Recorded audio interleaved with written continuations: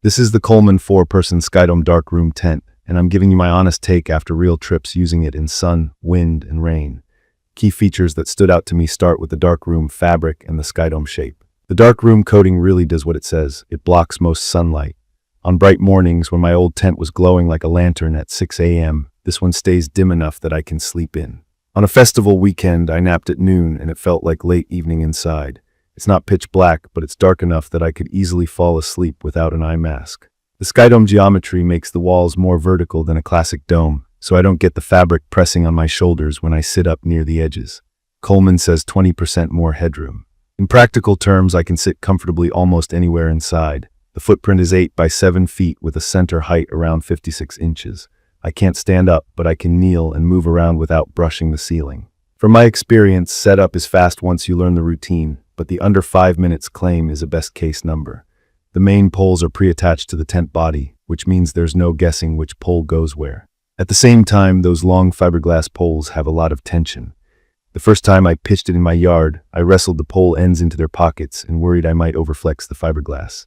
After a couple of tries, I got it down to about 7 minutes solo and closer to 5 with a second person guiding the tips into the front corners. I'd practice at home once before you take it out. That one dry run saves a lot of cursing at the campsite.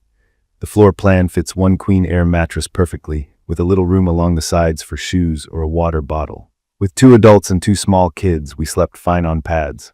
4 adults fit only if everyone is shoulder to shoulder, so I'd treat it as a comfy 2-person plus gear tent or a small family weekend tent. There's a wide door that makes hauling a queen mattress and duffels much easier than older D-doors. There's no real vestibule, so when it's raining and you unzip, some water falls straight in. I learned to keep a small mat or towel inside the door to catch drips. Weather-wise, I had one heavy summer thunderstorm and one windy night. In the downpour, the tub-style floor and welded corners kept us dry. The fly covers the mesh well, and I didn't see water coming through the seams.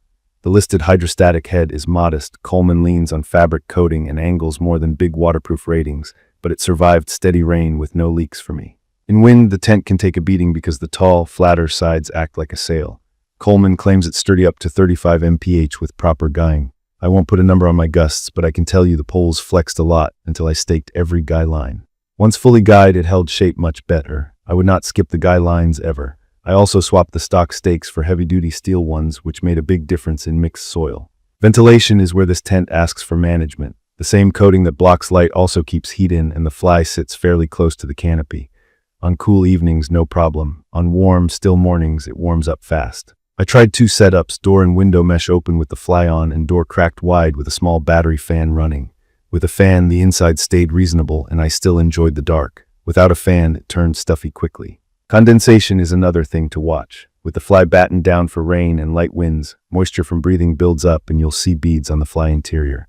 Cracking the door or propping the fly for a bit of crossflow helps, even if it means letting in a sliver of light.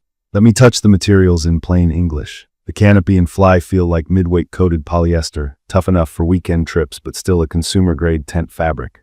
The floor is that tarp-like polyethylene you can't mistake. Thick, crinkly, and confidence-inspiring over gravel and roots. Fiberglass poles are flexible and affordable but more brittle than aluminum. If you overstress them, they tend to splinter rather than bend.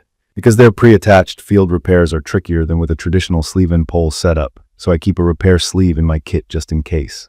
After a few uses, my zippers still run fine, but they can snag on the storm flap if I yank them one-handed. A light touch and an occasional wipe down keep them happy. In my opinion, this tent shines for car campers who care about sleep quality and simple livability. It's perfect for parents trying to keep kids snoozing past sunrise, late-night festival folks who want a dark cave in the morning, and couples who prioritize an easy setup with room for a queen mattress. It's not made for long backpacking miles. At about 11 pounds and a pack size around 24 by 9 by 6 inches, it's squarely a drive-to-campsite shelter. From my experience, a few tips make it better. Use a small footprint or tarp to protect the floor and keep it clean for packing. Bring a compact fan in warm weather, because airflow is the difference between cozy dark room and stuffy sauna. Stake every guy line when wind is in the forecast. Practice the pitch at home once, especially learning how to seat the front pole tips without forcing them. Air it out before the first trip to clear the factory odor from the coatings. And if you're camping in constant rain, plan for the lack of a vestibule. Keep a towel and a small bin by the door to manage wet shoes and jackets. I'd recommend this for anyone who values darkness and headroom over maximum ventilation and ultralight weight. Compared to a classic Sundome, the Skydome feels roomier and easier to live in, but the old-school models often breathe better. Compared to instant tents, this pack's smaller and is easier to carry, though instant frames are faster to pop up. Against pricier aluminum pole tents, you trade stormworthiness for the blackout fabric. That trade can be worth it if mornings are your pain point.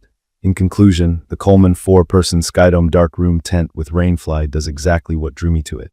It blocks light and makes a small tent feel bigger inside. It needs thoughtful setup and a fan in warm weather, and I treat the fiberglass poles gently.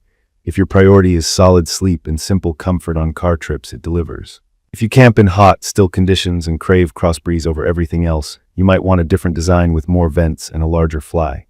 If this video helped, subscribe for more honest gear reviews and leave your questions or your own experience with this tent in the comments. Thank you for watching.